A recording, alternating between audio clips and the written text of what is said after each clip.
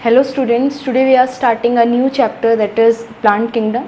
We had completed our biological classification chapter with kingdom Monera, fungi and Protista. Now in this particular chapter we will be going to discuss about only and only about the kingdom Plantae. In kingdom Plantae जितने भी जो भी organisms आएंगे मोर ever हम उनको क्या बोलने वाले हैं, प्लांट्स बोलने वाले हैं. ठीक है. So starting with the classification, हम लोग आज जो डिस्कस करने वाले हैं मेनली वो होगा एक general introduction about the plant kingdom. And more ever हम लोग जो बात करेंगे वो सिर्फ क्लासिफिकेशन के बारे में मेनली होगी. अगर सबसे पहले हम लोग बात करें कुछ जनरल कैरेक्टर्स की किंगडम प्लांटे के बारे में, तो वो क्या कैरेक्टर्स होंगे. सबसे पहला, अगर हम लोग कौन के अकॉर्डिंग मतलब सेल टाइप कैसा है, या फिर जो जनरल जो बेसिस हैं, सेल टाइप कैसा है, ठीक है, बॉडी ऑर्गेनाइजेशन कैसा है, मोड ऑफ न्यूट्रिशन कैसा है, इसके अकॉर्डिंग अगर बात करें जिस बेसिस पे जो 5 किंगडम्स हैं वो क्लासीफाई हुए थे, तो उस बेसिस पे जो मेजर कैरेक्टर्स रहेंगे किंगडम प्लांटे की वो क्या रहेंगे. सबसे पहले ये क्या होंगे, प्रोकैरियोटिक होंगे या यूकैरियोटिक होंगे. ऑफ कोर्स ये लोग क्या होंगे, यूकैरियोटिक. वाई यूकैरियोटिक, बिकॉज, और ध्यान रखिएगा ये हम लोग जो भी चीज़ें पढ़ रहे हैं, जैसे जैसे हम आगे जा रहे हैं सारे कैरेक्टर्स फाइलोजेनी के हिसाब से एडवांस कैरेक्टर्स आते जाएंगे. ये चीज़ मैं आपको पहले भी बता चुकी हूँ. ठीक है. तो ये क्या है, यूकैरियोटिक है. प्रोकैरियोटिक सिर्फ हमारा एक ही किंगडम होता है, दैट इज किंगडम मोनेरा. तो मेनली बैक्टीरियाज ही ऐसे ऑर्गेनिजम्स हैं which comes under the category of prokaryotic organisms. तो ये क्या है, यूकैरियोट हैं. एंड इसके अलावा ये क्या है, मल्टी सेल्यूलर. क्या है, multi cellular. Their body is composed of more than 2 or 3 or 4 cells, because इनका जो बॉडी है वो थोड़ा सा कॉम्प्लेक्स है, with having a huge amount of cells. Not मतलब जो छोटे, अगर हम लोग प्लांट किंगडम में भी बहुत सारी वेराइटीज़ हैं. कुछ सिंपलर प्लांट्स हैं, कुछ बहुत ही well differentiated and highly complex plants भी हैं. तो अगर सबको ध्यान में रखते हुए हम बात करें तो ये सारे मल्टी सेल्यूलर हैं. कोई भी ऐसा हम लोग जनरली वो नहीं देखने वाले हैं, कुछ एक्सेप्शंस को छोड़ के कोई भी ऐसे प्लांट नहीं होंगे जो यूनिसेलुलर होंगे. एंड प्लीज़ रिमाइंड, मतलब एक चीज़ आप प्लीज़ रिमेंबर, याद रखिए कि मैंने क्या बोला, कुछ एक्सेप्शंस को छोड़ के.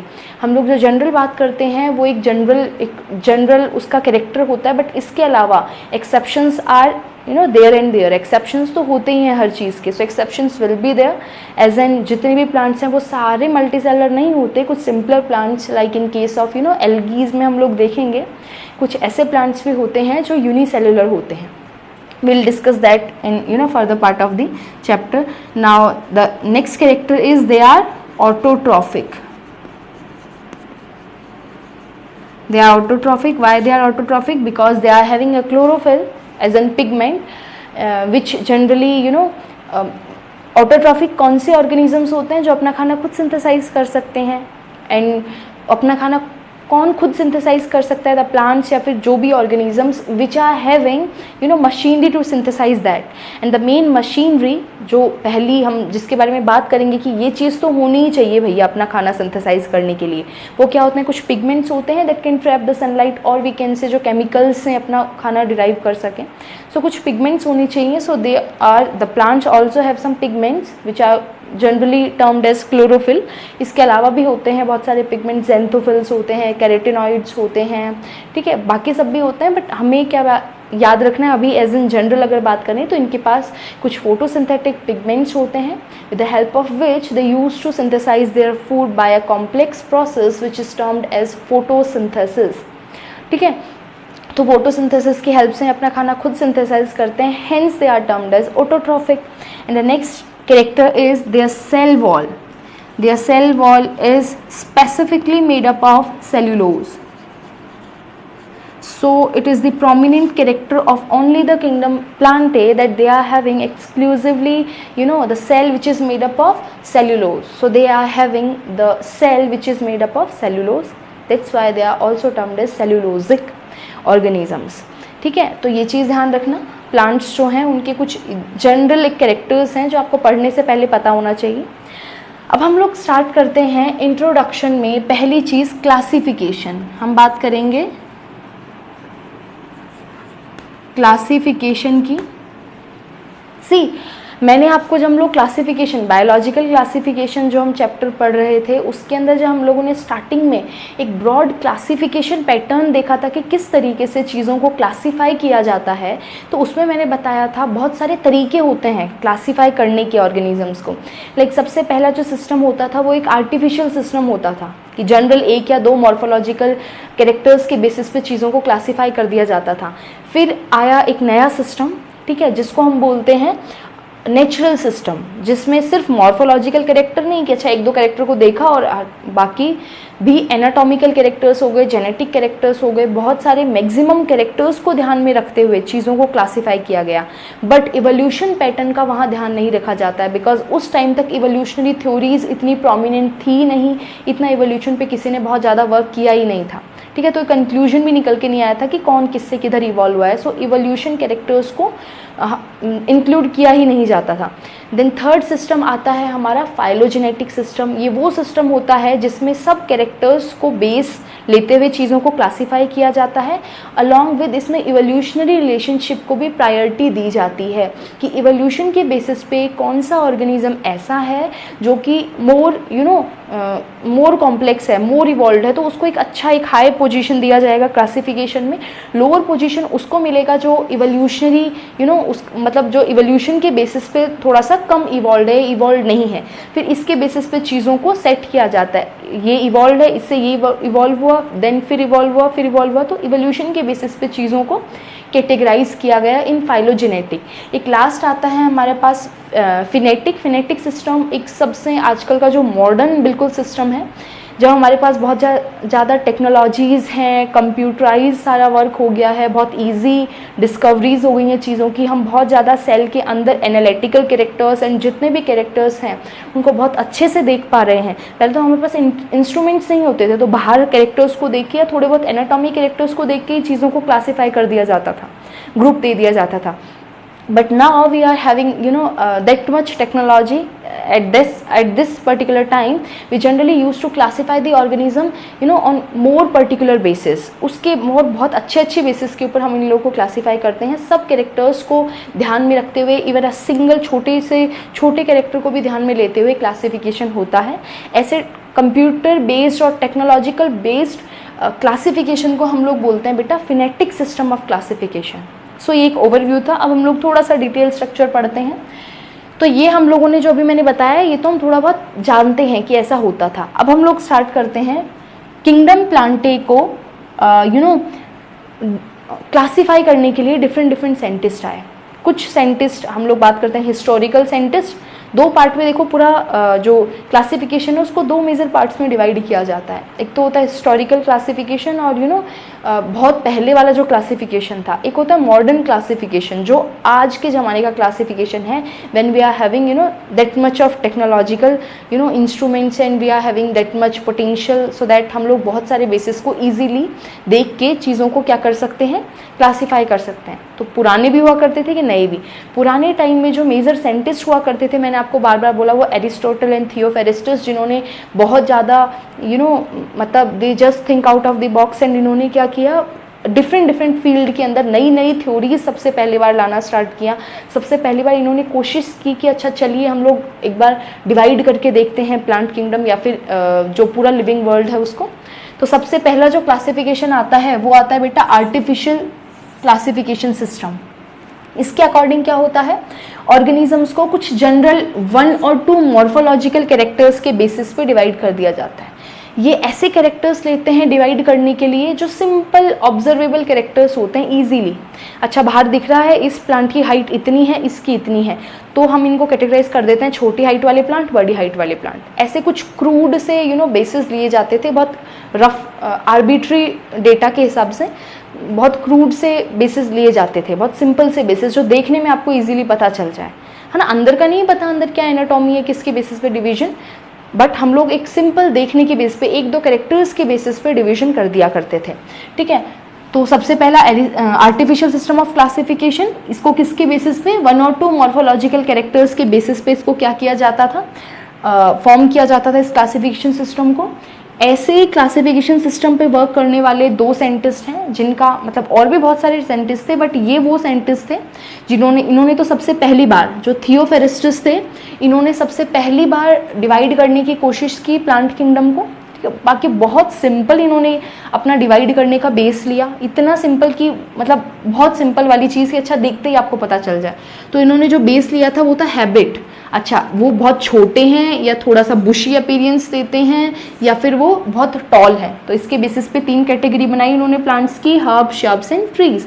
एक सब ट्री एक सिचुएशन और आती है, इसको फर्दर भी डिवाइड किया, बट हम लोग को मेजर यही चीज़ याद रखनी है कि यही हमारा क्या रहा, मेजर क्लासिफिकेशन रहा। तो थियोफेरेस्टस ने सबसे पहली बार, इस थियोफेरेस्टस को इसलिए पढ़ा जाता है बिकॉज इन्होंने सबसे पहली बार, ऑल्दो हमें पता है बहुत बड़ा काम नहीं कर दिया, ये तो बहुत इजी चीज़ थी, ऐसे देख के तो कोई भी कर सकता है, बट जो पहला एक बार आप एक इनिशियल स्टेज पे जो स्टेप लेता है किसी भी फील्ड के अंदर, वो तो उस चीज़ का फाउंडर या फिर जो भी आप बोले पायनियर के तौर पे उसको तो पढ़ा जाता ही है। तो थियोफेरेस्टस जो है, इसका क्लासिफिकेशन हम लोग सबसे पहला मानते हैं आर्टिफिशियल के अंदर। फिर एक और साइंटिस्ट, नामी गिरामी साइंटिस्ट हैं, जिन्होंने भी बहुत अच्छे से क्लासीफाई करने की कोशिश की। ऑल्दो आजकल हम वो सिस्टम फॉलो नहीं करते हैं, बट फिर भी हमें पहले की चीज़ें पढ़नी है। इन्होंने मेहनत की है तो ऐसी तो करके चले गए नहीं, तो हमें तो पढ़ना पड़ेगा ना, ठीक है। सो लीनियस ने क्या किया था, सेक्सुअल क्लासिफिकेशन दिया था। अब सेक्सुअल क्लासिफिकेशन किस बेसिस पे दिया जाएगा, सेक्स ऑर्गन के बेसिस पे दिया जाएगा। एंड जनरली जो आपके प्लांट्स होते हैं उनके अंदर सेक्स ऑर्गन्स क्या होते हैं, अगर हम लोग मेजर अच्छे वाले प्लांट्स, जो कॉम्प्लेक्स प्लांट्स होते हैं जो हमको आजकल दिखते हैं लाइक ट्रीज, है ना, तो इनके अंदर जो हमारे सेक्स ऑर्गन होते हैं वो क्या होते हैं, एंड्रोशियम, गाइनोशियम, है ना, जो आपके पिस्टल और आपका जो स्टेमन होता है एक फ्लावर के अंदर, वही रिप्रोडक्टिव स्ट्रक्चर्स होते हैं। तो उसके बेसिस पे इन्होंने पूरा क्या दिया था, अपना क्लासिफिकेशन दिया था, ठीक है। इन्होंने अपना पूरा क्लासिफिकेशन किसके बेसिस पे दिया, सेक्स ऑर्गन के बेसिस पे, कि जो आपका, अभी तो आप इतना डीपली नहीं पढ़ोगे कि इन्होंने कितनी क्लासेस, मतलब कितना अंदर तक रिवीजन किया था। हम लोग को एक ओवरव्यू देखना है कि एक बार के लिए अच्छा ऐसे ऐसे साइंटिस्ट आए थे जिन्होंने ये सब कोशिशें की थी, ठीक है। तो इन्होंने जो है वो सेक्स ऑर्गन के बेसिस पे कि अच्छा स्टेमिन है तो 1 है या 2 है, 3 है, 4 है, इसके बेसिस पे मोनोडेल्फस, डाइडेल्फस, ठीक है, पॉलीडेल्फस, ये लोग आप आगे पढ़ेंगे। अगर आपने बॉटनी अपना एक फील्ड चूज किया अगर अपनी हायर स्टडीज़ के लिए, देन आप इस चीज़ को डिटेल में पढ़ोगे। बट फॉर इंटेंस हम लोग को सिर्फ इतना ही चीज़ जानना है, फॉर योर मतलब according to your syllabus of 11th class हम लोग को इतना ही चीज़ जानना है, एक ओवरव्यू, ठीक है। तो क्या हुआ, लीनियस ने सेक्सुअल क्लासिफिकेशन दिया। ये आर्टिफिशियल के अंदर ही 2 मेन साइंटिस्ट को हमें पढ़ना है, इन्होंने एक आर्टिफिशियल ही दिया था, सिंपल मॉर्फोलॉजिकल कैरेक्टर्स ही होता है आपका सेक्स ऑर्गन भी, ठीक है। और इन्होंने क्या किया था, ये चीज़ बिल्कुल ध्यान रखने की है बेटा, कि इन्होंने 24 मेजर क्लासेस दी थी। इसमें से 23 तो आपके जो बड़े जो कॉम्प्लेक्स ट्रीज होते हैं, कॉम्प्लेक्स जो प्लांट्स होते हैं उनके ऊपर, और 1 क्लास दी थी ऐसे प्लांट्स की जो फ्लावरलेस प्लांट्स होते हैं। 23 तो फ्लावर बियरिंग प्लांट्स की कैटेगरी दी थी, 23 क्लास फैमिलीज तो, एंड जो 1 फैमिली या फिर क्लास की आप बात करो वो ऐसे प्लांट्स की दी थी जो फ्लावर बियर नहीं करते। और तो इतना डीप आपको जाना नहीं है, आपको बस इतना ध्यान रखना है कि 24 क्लासेस इन्होंने क्या की थी, डिस्कवर की थी, डिस्क्राइब की थी, सो दैट इस सारा का सारा जो प्लांट्स है वो उसके अंदर आ जाए। नेक्स्ट, अब तो आपको याद रखना है, पहला आर्टिफिशियल सिस्टम 1 या 2 मॉर्फोलॉजिकल कैरेक्टर्स के बेसिस पे चीज़ों को क्लासिफाई कर दिया जाता था। इसमें 2 साइंटिस्ट का नाम दिमाग में हमेशा रखना है, थियोफेरेस्टस एंड हमारे लीनियस। लीनियस ने 24 फैमिलीज के अंदर पूरे प्लांट किंगडम को डिवाइड किया था। ओके, नाउ नेक्स्ट जो आता है वो आता है natural system of classification. Natural system of classification के अकॉर्डिंग जो ऑर्गेनिजम्स हैं, हमने बोला उनको सिंपल एक 2 मॉर्फोलॉजिकल कैरेक्टर्स के बेसिस पे नहीं, बल्कि कुछ एनाटॉमिकल बेसिस, एनाटॉमिकल जो कैरेक्टर्स होते हैं उसके बेसिस पे डिवीजन किया गया अच्छे से। बाहर से ही प्लांट को नहीं देखा, अब अंदर से भी देखा कि अंदर से कितनी सिमिलैरिटीज़ हैं, कितनी डिससिमिलैरिटीज़ हैं, सो दैट इनको एक ही ग्रुप में रखा जाए या बहुत डिफरेंट ग्रुप में रखा जाए, या थोड़ा सा ये क्लोजली रिलेटेड है या बहुत ज़्यादा वास्टली ये जो है ये सेपरेटेड है ना। तो वो सब चीज़ें देखी गई।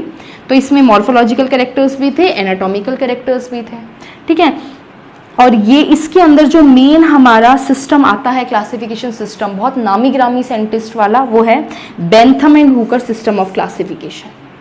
बेंथम एंड हुकर का नाम बिल्कुल अच्छे से याद रखना है नेचुरल सिस्टम ऑफ क्लासिफिकेशन के अंदर, बिकॉज ये बहुत सिंपलेस्ट सिस्टम था क्लासिफिकेशन का, और इसके अकॉर्डिंग ही आज भी हमारे जो हर्बेरिया हैं वो अरेंज्ड होते हैं। हर्बेरिया आर ये टेक्सोनॉमिकल एड्स होते हैं जिसके अंदर ये हमारे जो प्लांट्स होते हैं उनकी हमारे पास इंफॉर्मेशन होती है। छोटी छोटी हर्बेरिया शीट्स के अंदर प्लांट्स को लगा के along with their botanical name, common name, founder and the थोड़े बहुत एक दो characters of that particular plant and the collector name, from where it is collected, ये सब लिख के जो हम वो हर्बेरिया शीट बनाते हैं, एंड वो जो शीट होती है वो हर्बेरियम में रखी जाती है, एक पर्टिकुलर जगह जिसको हम लोग हर्बेरियम बोलते हैं, जहाँ पे आपको एक कंप्लीट इन्फॉर्मेशन मिल सकती है सभी प्लांट्स की along with some characters and the name. तो ऐसे जो एरियाज़ होते हैं, हमने ये पढ़ा था टेक्सोनॉमिकल एड्स में, तो ऐसे एरियाज़ के अंदर अब वहाँ पे भी अरेंज करना होता है चीज़ों को, तो वहाँ पे जो अरेंजमेंट होता है वो इसके जो Bentham and Hooker classification system है इसके अकॉर्डिंग ही अरेंज किया जाता है। उन्होंने जो मेजर जो भी क्लासिफिकेशन दिया था उसके अकॉर्डिंग। अब वैसे हमें उनका क्लासिफिकेशन नहीं याद रखना है बिकॉज हमारे कोर्स में नहीं है, बट फिर भी फॉर इंटेंस अगर हम लोग देखें तो बेंथम एंड हुकर ने क्या किया था, 3 मेन क्लास दी थी, ठीक है, डाइकोटिलिडनी, जिम्नोस्पर्म और मोनोकोटिलिडनी, ठीक है। इन्होंने क्या किया था, 3 स्पर्मेटोफाइट जो सीड बियरिंग प्लांट्स होते हैं उनको 3 कैटेगरी में डिवाइड किया कि एक होते हैं डाइकोटिलिडनी क्लास दी इन्होंने, एक जिम्नोस्पर्मी, एक मोनोकोटिलिडनी, ठीक है। बहुत सही क्लासिफिकेशन था, सब बिल्कुल सही था, बट दिक्कत क्या थी, दिक्कत ये थी कि अच्छा अब एक चीज़ सोचिए, एक के बाद दूसरा क्लासिफिकेशन आ रहा है, दूसरे के बाद तीसरा, क्यों आता है, क्यों हम फर्दर उस फील्ड में वर्क करते हैं जब पहले वाले ने कुछ कमी छोड़ दी हो। सेम हेयर, जो आर्टिफिशियल सिस्टम ऑफ क्लासिफिकेशन था वो बहुत 1 या 2 कैरेक्टर्स को लेके होता था। पहला ड्रॉबैक तो इसका ये है, और दूसरा ड्रॉबैक आपको ये याद रखना है, इसके अकॉर्डिंग जब आर्टिफिशियल सिस्टम के अकॉर्डिंग या फिर लीनियस ने जो क्लासिफिकेशन दिया था इसके अकॉर्डिंग जो प्लांट्स की कैटेगरीज बनी थी ना, उसमें बिल्कुल मोर सिमिलर, मोर क्लोजर जो प्लांट्स थे, बिल्कुल एक जैसे दिखने वाले, उनको बहुत अलग अलग फैमिली मिल गई थी, क्योंकि वो बाहर से दिखने में थोड़े बहुत अलग थे बट अंदर से बिल्कुल सेम थे। बट हमने तो देखे सिर्फ बाहर के कैरेक्टर अकॉर्डिंग टू सिंपल 1 और 2 मॉर्फोलॉजिकल कैरेक्टर, तो इस बेसिस पे इनकी भी गलती नहीं है, बट बाहर से देखा तो बहुत दूर दूर क्लासेस में चले गए, ठीक है। और जो बहुत दूर दूर थे, बाहर से दिखने में सेम है लेकिन अंदर से वो बिल्कुल अलग है, बहुत सारे कैरेक्टर्स उसके मैच नहीं करते, वो एक ही ग्रुप, एक ही फैमिली, एक ही क्लास में आ गए, ठीक है। तो ये सब क्या थे, ड्रॉबैक्स थे, इसलिए हमारा क्या बना, नेचुरल सिस्टम बना। अब नेचुरल सिस्टम मोस्ट थोड़ा सा एक्सेप्टेबल रहा, काफ़ी लोगों ने इसको एक्सेप्ट किया, और आज भी ध्यान रखिएगा हमारे जो हर्बेरिया होते हैं वो अरेंज होते हैं according to the natural system of classification of Bentham and Hooker system. Bentham and Hooker 2 scientist थे जिन्होंने नेचुरल सिस्टम ऑफ क्लासिफिकेशन दिया अपना, और इसके अकॉर्डिंग ही आज भी हमारे हर्बेरिया जो है वो अरेंज होते हैं, ठीक है। मोस्ट सिंपलेस्ट वे था ये, और इन्होंने क्या किया था, स्पर्मेटोफाइट को 3 मेन क्लासेस के अंदर डिवाइड किया था, डाइकोटिलिडनी, जिम्नोस्पर्मी और मोनोकोटिलिडनी। बट बाद में जाके पता चला कि जो जिम्नोस्पर्म्स होते हैं, है ना, हम लोग आगे अब भी आप लोग थोड़ा सा पढ़ेंगे, बट फिर भी अगर थोड़ी सी नॉलेज है 9th क्लास की, तो हम लोग जानते हैं पहले क्या आते हैं, थैलोफाइटा आते हैं, फिर ब्रायोफाइटा आते हैं, फिर टेरिडोफाइटा आते हैं, फिर जिम्नो एंड देन एंजियोस्पर्म आते हैं। और एंजियोस्पर्म की 2 कैटेगरी होती हैं, that is monocotyledon and dicotyledon. मतलब इसके अकॉर्डिंग, अब इस क्लासिफिकेशन के अकॉर्डिंग तो पहले नंबर पे कौन आ गया, डाइकोटिलिडन, फिर जिम्नोस्पर्म आए और फिर मोनोकोटिलिडन आए, जबकि ये गलत है। जिम्नोस्पर्म को फर्स्ट पोजीशन देनी चाहिए, देन उससे कौन आए हमारे डाइकोटिलिडन, एंड थर्ड मिलना चाहिए मोनोकोट्स को। सो ये एक ड्रॉबैक रह गया था। सो आपको कभी भी अगर ड्रॉबैक लिखने को आए नेचुरल सिस्टम ऑफ क्लासिफिकेशन और we can say Bentham and Hooker system of classification का, तो आपको क्या ध्यान रखना है, एक चीज कि इन्होंने क्या किया था, डाइकोटिलिडन और मोनोकोटिलिडनी के क्लास के बीच में प्लेस कर दिया था जिम्नोस्पर्म को, जबकि जिम्नोस्पर्म को सबसे पहली पोजीशन मिलनी चाहिए because they are less developed than dicotyledon and monocotyledon, ठीक है। ये इनका ड्रॉबैक था। नाउ आफ्टर दिस थर्ड जो सिस्टम आया वो आया फाइलोजेनेटिक सिस्टम ऑफ क्लासिफिकेशन, और ये जो सिस्टम था वो मॉर्फोलॉजिकल कैरेक्टर, एनाटॉमिकल कैरेक्टर, इनके साथ साथ इवोल्यूशनरी रिलेशनशिप का भी ध्यान रखा इसने। देखो इसमें इवोल्यूशनरी रिलेशनशिप का ध्यान नहीं था, तभी तो इसने इधर उधर प्लेस कर दिया, पहले डाइकोटिलिडन, फिर जिम्नोस्पर्म, फिर मोनोकॉट्स या मोनोकोटिलिडन्स को इन्होंने प्लेस किया, जबकि डाइकोटिलिडन, मोनोकोटिलिडन इधर होने चाहिए, पहले आना चाहिए जिम्नोस्पर्म। ऐसा इन्होंने क्यों किया, बिकॉज उस टाइम पे इवोल्यूशन का पता ही नहीं था, चीज़ें इतनी डिस्क्राइब भी नहीं हुई थी, ऐसे साइंटिस्ट ने इतना वर्क किया ही नहीं था कि पता चले कौन सा प्लांट या कौन सा ग्रुप ऑफ प्लांट पहले आया था। तो इवोल्यूशन के बेसिस पे डिवाइड नहीं किया, बस यही ड्रॉबैक था, बाकी इसने सब सही दिया इसी बेसिस पे, इसलिए आज भी एक्सेप्टेबल है और मोस्ट ऑफ दी हर्बेरिया इसी के बेसिस पे अरेंज होते हैं। ये चीज़ ध्यान रखना, इसलिए बेंथम हुकर को बहुत एक्सेप्ट किया जाता है इस क्लासिफिकेशन सिस्टम को। तो चीज़ समझ में आई। अब हमारे पास फाइलोजेनेटिक सिस्टम इसलिए आया क्योंकि इस टाइम तक खूब सारी इवोल्यूशनरी रिसर्च हो चुकी थी। हमारे जो डार्विन बाबा थे उन्होंने बहुत सारा काम कर दिया था, ठीक है। उन्होंने जो हमारी ओरिजिन ऑफ स्पीशीज़ एक बुक लिखी थी, ठीक है, जिसके अंदर उन्होंने बताया था कौन चीज़ें किसके बाद आती हैं, बहुत ज़्यादा रिसर्च के बाद। तो अब लोगों को पता चलने लग गया था कि अच्छा ये लोग इसके बाद आए, ये इसके बाद आए, तो अब इवोल्यूशन को भी जोड़ के क्लासिफिकेशन देना था। सो इसका बेसिस क्या रहा, इवोल्यूशनरी रिलेशनशिप को भी ध्यान में रखते हुए इन्होंने मॉर्फोलॉजिकल, एनाटॉमिकल और बहुत सारे कैरेक्टर्स के बेसिस पे क्या किया, पूरे प्लांट किंगडम को डिवाइड किया, ठीक है।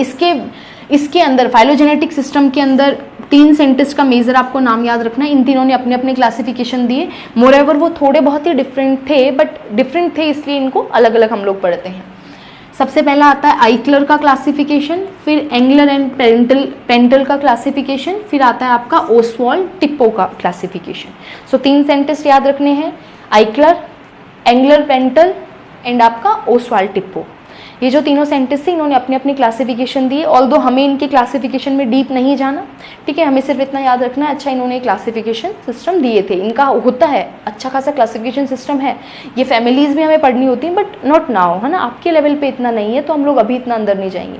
वैसे भी हम लोग काफ़ी हाई लेवल पढ़ रहे हैं, ठीक है, बुक्स हैं एनसीईआरटी की अगर आप लोग रीडिंग लगाएं तो उससे काफ़ी ऊपर पढ़ रहे हैं और इतना हमें पता होना भी चाहिए। मैं आपको बार बार बोलती हूँ इतनी नॉलेज आपको चाहिए ही, बिल्कुल हमको कुएं का मेंढक नहीं बनना है कि अच्छा जो चीज़ है वही पढ़े, उससे एक पॉइंट बाहर नहीं जाना चाहिए, ऐसा नहीं होता, ठीक है। तो ये चीज़ हमने कहाँ तक पढ़ ली, फाइलोजेनेटिक। अब आया फिनेटिक सिस्टम, ऑल्दो ये मेंशन नहीं होता बट फिर भी चीज़ें आपको याद रखनी है। फिनेटिक जो सिस्टम है वो मॉडर्न टेक्नोलॉजीज़ को ध्यान में रखते हुए पूरा एक डीप स्टडी करके सबकी कैरेक्टर्स की और फिर दिया गया था, ठीक है। फिर इसको दिया गया था जो हम लोग आजकल वो टेक्सोनॉमी, साइटोटेक्सोनॉमी, न्यूमेरिकल टेक्सोनॉमी, जो वो सब फील्ड्स देखते हैं वो फिनेटिक सिस्टम में ही आते हैं। मोरेवर हम लोग इतना ज़्यादा नहीं पढ़ने वाले हैं इसके बारे में, सिर्फ इतना ही पढ़ेंगे, ठीक है। सो टिल हेयर क्या किया हम लोगों ने पढ़ा है कि किस तरीके से पूरे प्लांट किंगडम को डिवाइड करने की कोशिश की गई, क्लासिफाई करने की कोशिश की गई, नए नए सिस्टम्स आए। सबसे पहले जो सिस्टम होता था उसको आर्टिफिशियल बोलते थे, बिकॉज यूं ही एक आर्बिट्री डेटा के बेसिस पे 1-2 कैरेक्टर्स को देख के क्लासिफिकेशन दे दिया जाता था। फिर आया हमारा नेचुरल सिस्टम, अच्छे खासे मॉर्फोलॉजिकल और हमारे जो एनाटॉमिकल कैरेक्टर्स होते हैं उसके बेसिस पे प्लांट को डिवाइड किया गया। इससे भी काम नहीं चला बिकॉज इन्होंने फाइलोजेनी का ध्यान नहीं रखा, इवोल्यूशनरी रिलेशनशिप का ध्यान नहीं रखा, इसलिए फिर आया हमारा फाइलोजेनेटिक सिस्टम ऑफ क्लासिफिकेशन। इसके अंदर हम लोगों ने फाइलोजेनी को ध्यान में रखते हुए क्लासिफिकेशन किया, इसलिए ये जो गलती थी वो यहाँ पे सही हो गई थी। पहले जिम्नोस्पर्म को पोजीशन मिली, फिर आए हमारे एंजियोस्पर्म, और एंजियोस्पर्म की फिर 2 क्लासेस आई, पहले डाइकोटिलिडनी देन मोनोकोटिलिडनी, ठीक है। इस तरीके से पूरा क्लासिफिकेशन हुआ एंड इसके अंदर ये सब साइंटिस्ट का कंट्रीब्यूशन है, इन्होंने अपना अपना क्लासिफिकेशन दिया था अकॉर्डिंग टू फाइलोजेनेटिक रिलेशनशिप और we can say evolutionary relationship. Scientist थे आइक्लर, एंगलर पेंटल और आपका ओसवाल्ड टिप्पो। इन्होंने क्या दिए थे, अपने अपने क्लासिफिकेशन सिस्टम। और लास्ट जो आजकल सबसे मोस्ट मॉडर्न है वो हमारा फिनेटिक सिस्टम है, जिसके अंदर हम लोग एक एक छोटे से छोटे कैरेक्टर्स को ध्यान में रखते हुए क्लासिफिकेशन करते हैं, ठीक। कंप्यूटर बेस्ड सिस्टम होता है ये, सेल के एक एक कैरेक्टर को देख के भी हम लोग क्लासीफाई करते हैं, बट इतना आजकल हम इसके बेसिस पे चीज़ें हम लोग नहीं पढ़ सकते, ठीक है। ये कंप्यूटराइज्ड है, कंप्यूटर में ही डेटा सेव रहता है इन सब चीज़ों का, ह्यूमन ब्रेन इतना नहीं चीज़ों को स्टोर करके रख सकता कि अच्छा कैसे कैसे क्लासिफिकेशन, ये सब तो बुकों में लिखा हुआ है, हम लोग पढ़ सकते हैं, बट इसका डेटा इतना है कि हम लोग इतना याद नहीं रख सकते, बुक्स में नहीं रख सकते, तो ये कंप्यूटर बेस्ड रहता है, कंप्यूटराइज्ड डेटा रहता है, ठीक है। तो till here we had completed our classification system. अब हम लोग पढ़ेंगे क्लासिफिकेशन, मेनली जो अपना प्लांट किंगडम है उसका नॉर्मल क्लासिफिकेशन देखेंगे कि उसको कैसे क्लासिफाई किया गया है, जिस बेसिस पे हम लोग पढ़ने वाले हैं, ओके।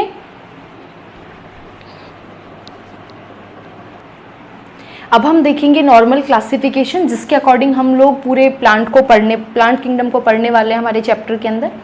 तो सबसे पहले पूरे प्लांट किंगडम को 2 मेन कैटेगरीज के अंदर डिवाइड किया जाता है, क्रिप्टोगेम्स एंड फेनेरोगेम्स।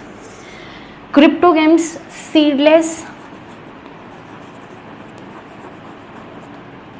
सीडलेस प्लांट्स होते हैं बेटा, ऐसे plants which are not having seed in them, ठीक है। तो ये रिप्रोडक्शन कैसे करते हैं, कुछ सिंपल स्ट्रक्चर्स होते हैं लाइक स्पोर, तो इनके अंदर स्पोर्स से रिप्रोडक्शन होता है, ठीक है। तो क्या याद रखना है, पूरे प्लांट किंगडम को दो में डिवाइड किया, cryptogams, phanerogams. Cryptogams are those category which those organisms which are not having any seed in them, ठीक है। दूसरे होते हैं फेनेरोगेम्स, जिनके पास ये क्या होते हैं, सीडेड प्लांट्स होते हैं, they are having seed in enclosed in a structure which is flower, ठीक है।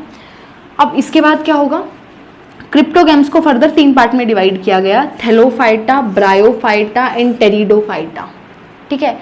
थैलोफाइटा जो थे उसके अंदर एल्गीज आएंगी, हम लोग देखेंगे एल्गी के भी 3 टाइप्स देखेंगे आगे फर्दर, ठीक है, क्लोरोफाइसी, फियोफाइसी, रोडोफाइसी। ब्रायोफाइटा जो है उसके भी फर्दर 3 क्लासेस आएंगी, हम लोग बाद में देखेंगे चैप्टर के अंदर। अभी हम लोग को मेजर एक नॉर्मल ओवरव्यू देखना है, ठीक है। जब एक एक थैलोफाइटा पढ़ेंगे तो उसकी क्लासेस पढ़ेंगे, ब्रायोफाइटा पढ़ेंगे तो उसकी क्लासेस पढ़ेंगे, टेरिडोफाइटा पढ़ेंगे तो उसकी क्लासेस पढ़ेंगे, ठीक है। तो ये जनरल एक डिवीजन। इसके बाद टेरिडोफाइट्स होते हैं, ठीक है। तो 3 कैटेगरी आ गई सीडलेस प्लांट्स की। इसके बाद आते हैं फेनेरोगेम्स को फर्दर डिवाइड किया गया 2 कैटेगरीज के अंदर, gymnosperm and angiosperm. Gymnosperms are those type of phanerogams which are having seed but they are having naked seed. Seed तो था इनके पास पर वो क्या था, नेकेड था। नेकेड मीन्स कपड़े नहीं पहन रखे थे, और कपड़े किसके होते हैं, एक सीड के लिए कपड़े क्या होते हैं, उसका फ्लावर। तो इसके पास फ्लावर नहीं होता था, सिर्फ सीड है। और यहाँ पे जो एंजियोस्पर्म्स हैं, they are they are not naked, they are not having naked seed, they are having seed covered with the structure that is flower, that's why। तो ये इसके अंदर जो सीड था वो किसके अंदर होगा, फ्लावर के अंदर। एंड ये क्या कहलाए, एंजियोस्पर्म। एंजियोस्पर्म्स को फर्दर 2 मेजर सब ग्रुप्स के अंदर डिवाइड किया गया, that is monocots and dicots, ठीक है। अब ये जो हम लोगों ने पूरा डिवीजन किया है ना बेटा, ये फाइलोजेनी के बेसिस पे है।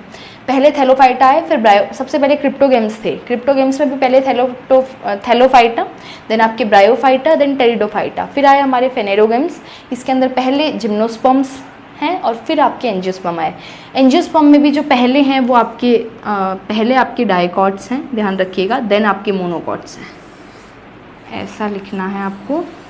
पहले आपके डायकॉट्स हैं, देन आपके मोनोकॉट्स हैं, ठीक है। पहले हमारे पास क्या आएंगे, डायकॉट्स आएंगे, फिर जो सबसे एडवांस्ड हैं पूरे प्लांट में तो वो क्या होंगे, हमारे मोनोकॉट्स होंगे, बिकॉज ये सबसे इन्होंने हायर जो पोजीशन है वो इनको मिला है क्लासिफिकेशन सिस्टम में।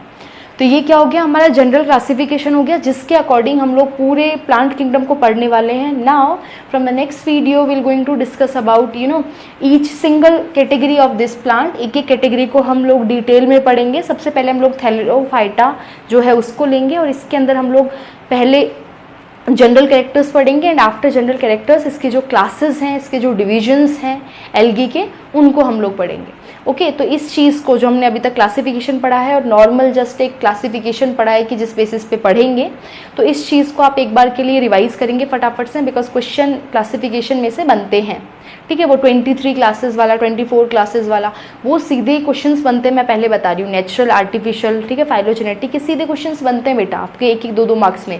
एंड कंपटीशन में तो ज़रूर आपके क्लासिफिकेशन से क्वेश्चंस आते हैं। तो ये बहुत इंपॉर्टेंट वीडियो था, आपको ये चीज़ें याद रखनी है प्लांट के क्लासिफिकेशन के तौर पर।